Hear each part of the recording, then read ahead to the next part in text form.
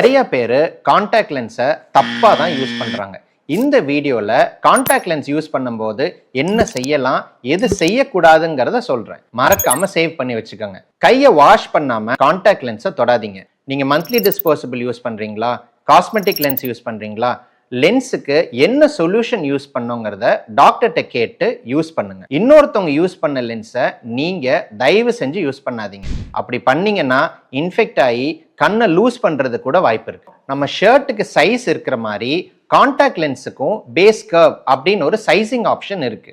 உங்க கண்ணுக்கு என்ன டைப் ஆஃப் லென்ஸ் சூட் ஆகுங்கிறத டாக்டரை கன்சல்ட் பண்ணி ட்ரையல் லென்ஸ் வாங்கினதுக்கு அப்புறம் யூஸ் பண்ணுங்க. ஜஸ்ட் லைக் தட் ரேண்டமா ஆன்லைன்ல வாங்கி யூஸ் பண்ணீங்கன்னா ப்ராப்ளம் வரதுக்கு வாய்ப்பு இருக்கு. கான்டாக்ட் லென்ஸ் ரிலேட்டடா உங்களுக்கு என்ன டவுட் இருந்தாலும் கமெண்ட் பண்ணுங்க.